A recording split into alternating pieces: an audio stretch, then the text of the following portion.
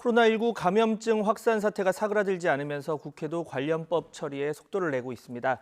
오늘 오전에는 보건복지위원회 회의를 열고 코로나 관련법 처리에 나섭니다. 국회로 가보겠습니다. 이승배 기자. 네, 국회입니다. 네, 코로나19 감염증이 다시 확산 추세로 돌아가면서 국회도 바쁘게 움직이고 있죠.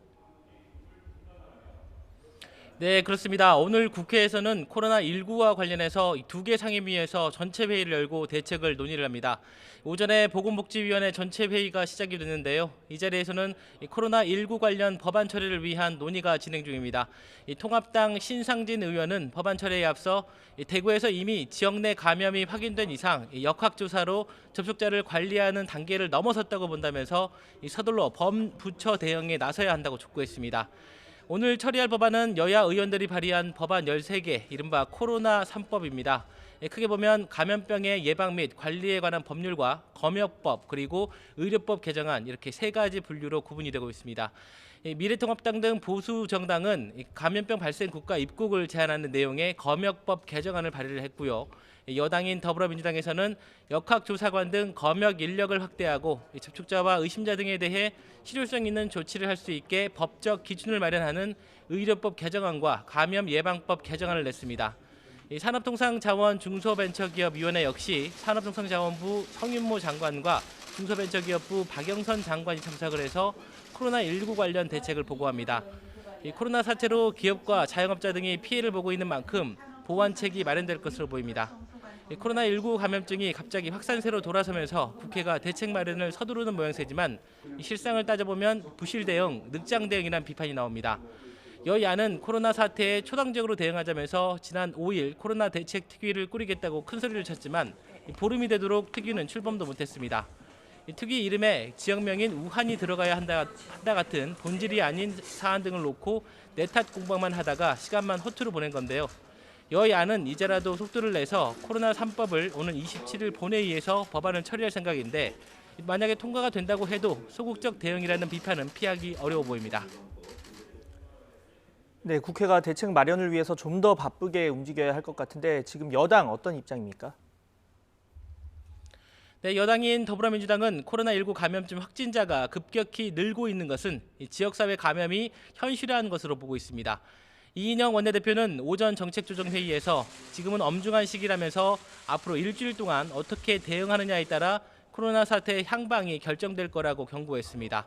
이 때문에 지금 가장 중요한 것은 방역 컨트롤 타워를 중심으로 온 국민이 일사불란하게 대응하는 것이 중요하다고 말했습니다.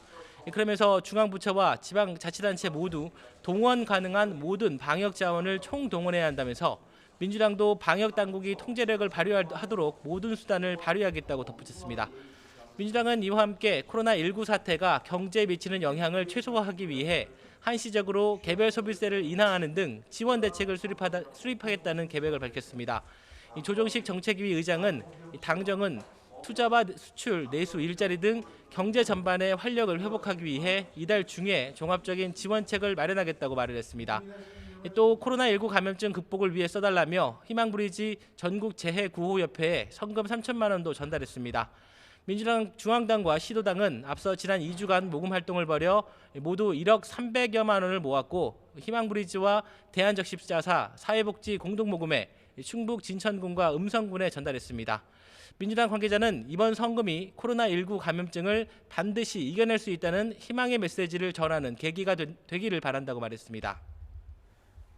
네, 제1야당인 미래통합당 여전히 코로나19 감염증이 확산된 데에는 정부와 여당 탓이 크다며 공세에 나서고 있죠. 네, 맞습니다. 미래통합당은 오늘 아침 회의에서도 정부와 여당이 낙관적인 전망을 내놓자마자 확진자가 급증했다면서 한 치 앞도 내다보지 못하는 무능한 정권이라고 비판했습니다.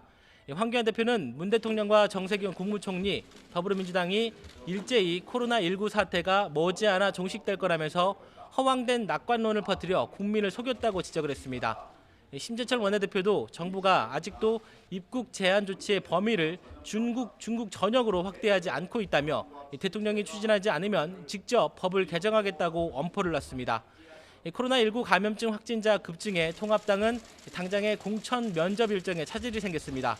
황교안, 홍준표, 김태호 등 거물급 정치인들 면접 심사를 마친 뒤에 오늘 곧바로 대구 지역 후보들 면접을 할 예정이었는데요.